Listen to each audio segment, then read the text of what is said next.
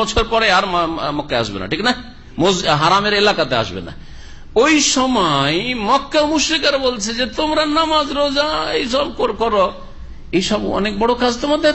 আরে আমরা আল্লাহর ঘর কাবা খানা কাবার খেদমত করি, হাজিদেরকে জমজম পান করাই, উমরা করতে আসে জমজম পান করাই, তারপরে আমাদের হাতে আছে কাবা ঘরের চাবি, আমরা এতদিন ধরে মোতাওয়াল্লি ছিলাম, এতদিন ধরে আমাদের পূর্বপুরুষ কাবার মোতাওয়াল্লি, আর কাবার কত খেদমত করলাম, কাবা পুনর্নির্মাণ করলাম। নবী সাল্লাল্লাহু আলাইহি ওয়াসাল্লাম 35 বছর বয়স তখন মুশরিকরা কাবা নির্মাণ করেছে। তো এই গৌরব মুশরিকরা করেছিল, তার পরিপ্রেক্ষিতে আল্লাহ আয়াত নাযিল করেছে মুশরিকদের জন্য সাজে না। যদি শিরক 300 মূর্তির পূজাও করছে আর ওরা কাবা ঘরের খাদেমও সাজতে যাচ্ছে, এটা সাজে না তাদের জন্য। কোন কোন তাফসীরকাররা বলেছেন এই আয়াত আর তারপরে যে আয়াতটি আসছে, আয়াতের শানে নজুলের, যে এরা কাফের মুশরিক ছিল যারা গৌরব করেছিল যে দেখো আমাদের বংশ গৌরব, আমরা কাবার খাদেম, আমরা এই জমজম পানি হাজিদেরকে খাওয়াই, তা আমরা এই দেখো খেদমত করি, এগুলো করি, তোমরা ওগুলো করো, আমরা এগুলো করি, এই গৌরব করেছি। তখন আল্লাহ পাক এই আয়াতগুলি নাযিল করেছে, এই দুটি আয়াত। আর কোন কোন মুফাসসিরগণ বলছেন যে মুসলিমদের মধ্যে একদল আগে প্রথম দিকে ইসলাম গ্রহণ করেছিল আর আরেক দল ইসলাম গ্রহণে বিলম্ব করেছিল। যারা বিলম্ব করেছিল তারা গৌরব করতেন আমরা যদিও একটু লেটে ইসলাম গ্রহণ করেছি, কিন্তু আমরা কাবার খেদমত করেছি, আমরা জমজম পান করিয়েছি, আমাদের পূর্বপুরুষরা এই করেছে, আমরা এই করেছি সেই করেছি, শুধু তোমাদের চেয়ে কম আমরা করিনি। যখন যারা আগে ভাগে সাবিকিন আউয়ালিন যারা আগে মুসলিম হয়েছেন তারা বললেন যে আমরা 13 বছর ওখানে মক্কায় কত জুলুম বরদাস্ত করলাম, আবার মদিনায়, আর তোমরা এখন মুসলমান হলে। যেমন বদরের যুদ্ধে বলা হয়েছে যে আব্বাস রাদিয়াল্লাহু নবী সাল্লাল্লাহু আলাইহি সাল্লামের চাচাও বন্দী হয়ে এসেছিলেন। কেউ কেউ বলছেন যে আগেই তিনি ইসলাম গ্রহণ করেছেন, কিন্তু সমাজের চাপে তিনি লুকিয়ে রেখেছেন তার ইসলামকে। আর কেউ বলছেন না, ইসলাম গ্রহণ করেছেন তারপরে, বদর যুদ্ধের পরে। তো আব্বাস সম্পর্কে বলা হয়েছে যে তিনি বলেছেন যে তোমরা যদিও আগে ইসলাম গ্রহণ করেছ আমার, কিন্তু আমরা তো এইসব কাজগুলি করেছি। তখন আল্লাহ আয়াতগুলি নাযিল করেছেন যে শিরক কুফরিও করবে। আর এরকম বহু কাফের মুশরিক ছিল যারা গৌরব করে থাকে। আজকাল মুসলিম সমাজের আয়াতগুলি ফিট করে। মুসলিম সমাজে যারা বেনামাজি আছে আর বেশ কিছু ভালো কাজ করে, তারা কি বলে শুধু নামাজ পড়লেই হবে, শুধু নামাজ পড়লেই হবে। আমি নামাজ পড়ি না ঠিক, কিন্তু বাপ মার সেবা করি, হ্যাঁ, জনকল্যাণমূলক কাজ করি, মানুষের পাশে দাঁড়াই, অন্তটা সাফ আমার, মাশাআল্লাহ এত সাফ যে নামাজে উঠতে পারে না। সাফ হওয়ার কারণে এত রোগ ধরেছে যে ঘুম তাকে চেপে ধরেছে, শয়তান এমন করে চেপে ধরেছে যে উঠতেই পারে না। ও না ফজরে উঠতে পারে, না আসরে উঠতে পারে, বা জেগে থাকলে উঠতে পারে না, আজান হলে উঠতে পারে না। আজান হলে শয়তান পালায়, ওই জিন শয়তান পালায়, ওর সাথে সাথে মানুষ শয়তানও পালায়, দোকানপাট বন্ধ করে ভিতরে পালায়, মসজিদের দিকে আসে না। যেদিকে আজানের আওয়াজ ওইদিকে যায় না, ওইদিক থেকে দূরে পালায়, ঘরে পালায়, তাই না? জি হ্যাঁ, কেমন সাফ তাদের অন্তর কিন্তু বলে। তো ঠিক ওই রকমই কাফের মুশরিকরা গৌরব করেছিল তাদের কিছু জাহিলিয়াতের যুগে শিরকের অবস্থায় বেশ কিছু ভালো আমল নিয়ে তারা গৌরব করেছিল। যেমন মুসলিম সমাজের এই ফাসেক গুনাহগারগুলি আর ফরজ ওয়াজিব তরক করে নামাজ পড়ে না, আর বেশ কিছু ভালো কাজের জন্য তারা নিজের গৌরব করে থাকে, কোনো কাজে আসবে না এগুলো। শোনেন কি আল্লাহ বলছেন, উলাইকা হাবিতাত আমালুহুম, এরা যে ভালো কাজগুলি করেছে, কাবা ঘরের খেদমত অথবা জনকল্যাণমূলক কাজ, আজকাল মুসলিম সমাজে কিন্তু নামাজ পড়েনি, শিরকি আকীদা, এদের আমলগুলি বিনষ্ট হয়ে গেছে। শিরক করার কারণে আমল ধ্বংস হয়ে গেছে। সুতরাং কাবার খেদমত করে কিছু পাওনি, হাজিদেরকে জমজম পান করিয়ে কিছু পাওনি, সব গেছে, সব নষ্ট হয়ে গেছে। লাইন আশরাকতা লা ইয়াহবাতান্না আমালুক, শিরক করলে তোমার আমল ধ্বংস হয়ে যাবে, আল্লাহ পাক নবীকে বলছেন। 18 জন নবীর কথা সূরা আনামে উল্লেখ করার পর আল্লাহ কি বলেছেন, ওয়ালাউ আশরাকু লাহাবিতা আনহুম মা কানু ইয়ামালুন, এরাও যদি শিরক করত তাদের আমলগুলি সব বিনষ্ট হয়ে যেত, ব্যর্থ হয়ে যেত, সব ধ্বংস হয়ে যেত। ওয়াফিন নারি হুম খালিদুন, এবং এরা কাবার খেদমত করা সত্ত্বেও আর হাজিদের খেদমত করা সত্ত্বেও জাহান্নামে চিরকাল বসবাস করবে। ইন্নামা ইয়ামুরু মাসাজিদ আল্লাহ, তাহলে আল্লাহর মসজিদগুলির নির্মাণ বা আবাদ কারা করবে, রক্ষণাবেক্ষণ কারা করবে? ইন্নামা ইয়ামুরু মাসাজিদ আল্লাহ, নিঃসন্দেহে আল্লাহর মসজিদগুলির রক্ষণাবেক্ষণ ওই সব লোকেরা করবে যাদের মধ্যে এই 4টি গুণ রয়েছে। আল্লাহ 4টি গুণ এখানে উল্লেখ করেছে। 4টি গুণ উল্লেখ করে বাকি অন্যান্য যে গুণগুলি লাগে একজন মুসলিমের জন্য, মুমিনের জন্য, সেগুলি দিকে ইঙ্গিত করে দেওয়া হয়েছে। মান আমানা বিল্লাহি ওয়াল ইয়াউমিল আখির, যারা আল্লাহ পরকালে বিশ্বাস করে। আল্লাহ পরকাল বলে ইমানের যে 6টি আরকান রয়েছে, স্তম্ভ রয়েছে। কারণ যারা আল্লাহকে বিশ্বাস করে, পরকালে বিশ্বাস করে, তারা রসুলকে অস্বীকার করতে পারছে না, তারা কিতাবকে, কোরআনে কারীমকে অস্বীকার করতে পারবে না, তারা তাকদীরকে অস্বীকার করতে পারবে না। কারণ আল্লাহর প্রতি বিশ্বাস করা মানে আল্লাহর কথায় বিশ্বাস করতে হবে। আল্লাহ যাকে পাঠিয়েছেন দূত করে তাকে বিশ্বাস করতে হবে, তার কথা বিশ্বাস করতে হবে।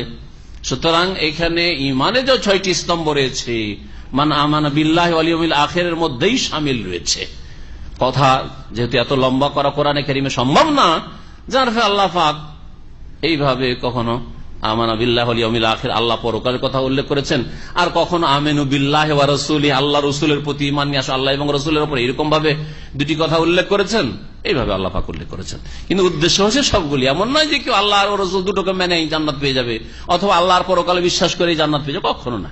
যতক্ষণ পর্যন্ত ঈমানের 6টি পিলারকে সম্পূর্ণভাবে বিশ্বাস না করবে এবং তার আওতাভুক্ত যতগুলি ঈমানের শাখা প্রশাখা হইতে পারে, যতগুলি আছে প্রমাণিত, সেগুলিকে বিশ্বাস না করবে। যারা আল্লাহ এবং পরকালে বিশ্বাস করে। আর ওয়াকামাস সালাত, যখন আল্লাহ এবং পরকালে বিশ্বাস করো, নিজেকে মুসলিম বলে দাবি করছো, তাহলে আকামাস সালাত, নামাজ কায়েম করবে। নামাজ কায়েম করা ছাড়া বলবে যে আমি ভালো মানুষ, এটা আল্লাহর কাছে চলবে না। আল্লাহর কাছে চলবে না, মানুষের কাছে চলতে পারে। মানুষ আপনার সার্টিফিকেট দিয়ে দুনিয়া ছাড়া আখিরাতের একটু আপনার কোনো কাজে আসবে না, সামান্য কোনো কাজে আসবে না, 1 পয়সার আপনার উপকার করে দিবে না। সারা বিশ্ব যদি সার্টিফিকেট দেয় আপনি পাকা মুসলিম, আর আল্লাহ বলে যান না আনতা লাস্তা বিমুসলিম, তুমি মুসলিম হইতে পারোনি, মুমিন না, তোমার আকীদা আমলে শিরক রয়েছে, কোনো কাজে আসবে না আপনার সারা দুনিয়ার সার্টিফিকেট। সারা বিশ্বের সমস্ত মুসলিমও যদি সার্টিফিকেট দেয়, কাজে আসবে না। কিন্তু আল্লাহ যদি একাই সার্টিফিকেট দেন যে তুমি আমার বিধান মোতাবেক, কোরআন এবং হাদিস মোতাবেক মুসলিম, আর সারা দুনিয়া যদি বলে যে তুমি ইহুদি নাসারার দাওয়াল, কোনো ক্ষতি হবে না আপনার। লা ইয়াদুর রহমান খাযাল্লাহুম, এতে অপদস্থ করতে চাইলে কোনো ক্ষতি নেই, তাতে কোনো ক্ষতি নেই। এবং আল্লাহকে রাজি করার চেষ্টা করে সবসময়। আল্লাহ রাজি কিসে হবেন? কোরআন এবং হাদিস পড়েন আর ওই অনুসারে চলেন। আপনি দলিল ভিত্তিক জীবন যাপন করেন, আল্লাহ রাজি হয়ে যাবে ইনশাআল্লাহ। বিনা দলিলে চলবেন, কখন অন্ধকারে গিয়ে আছাড় খাবেন। সুতরাং দলিল ভিত্তিক চলার চেষ্টা করেন, ইলম আমল, এই হচ্ছে হুদা আর দ্বীনুল হক, যার কথা আসছে আমাদের তাফসিরে। তো তাহলে আপনি আল্লাহকে রাজি করতে পারবেন। আপনার মুখ্য উদ্দেশ্য থাকবে আল্লাহকে রাজি করা। তারপরে আল্লাহকে রাজি রেখে যত লোককে রাজি করা সম্ভব, ঠিক আছে, অসুবিধা নেই। কিন্তু আল্লাহকে নারাজ করে বাপ মাকে রাজি করবো, কখনো না। আল্লাহকে নারাজ করে বসকে রাজি করবো, কখনো না।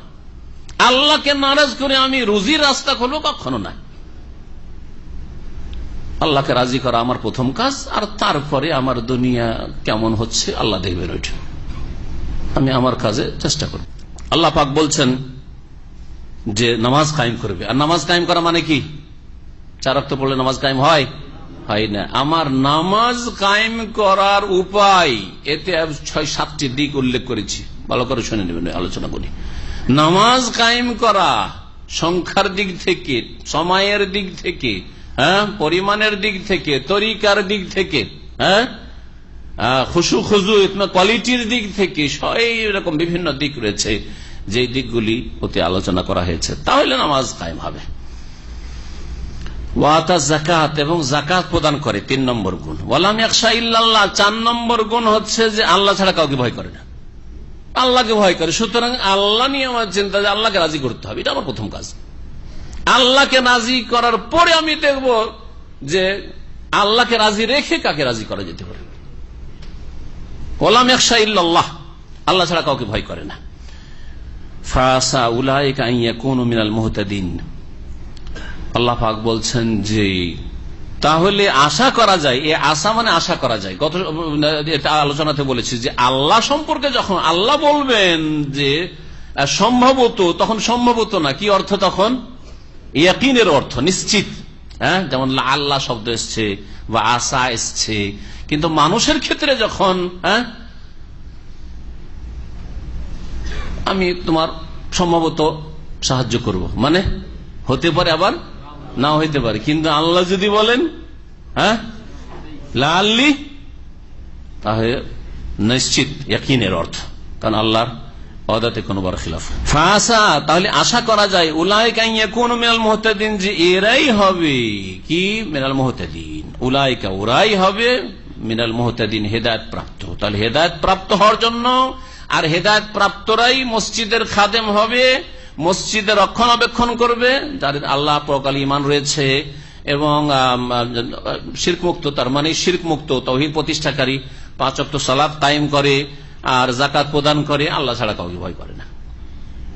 কারণ যখন দুনিয়াকে ভয় করবে, ব্যবসার ক্ষয়ক্ষতি হয়ে যাবে, তখন যে কোনো নাজায়েজ কাজ করতে পারে। আরে পূজার চাঁদা না দিলে ব্যবসার ক্ষতি হয়ে যাবে, আরে মাজারের চাঁদা না দিলে, মাজারে 50,000 টাকা চেয়েছেন না দিলে ব্যবসা মন্দা হয়ে যাবে, কাস্টমার সব হাত ছাড়া হয়ে যাবে, বুঝা গেছে? কিন্তু আল্লাহকে যখন ভয় করবেন না, কে কি করছে আর কি হচ্ছে না হচ্ছে সব দেখার বিষয় নয়। আমার দেখার বিষয় আল্লাহ পাক এতে নারাজ হয়ে যাবে। আমি যদি এই হারাম কাজ করি তো আল্লাহ নারাজ হয়ে যাবে, আমি আল্লাহকে নারাজ করব।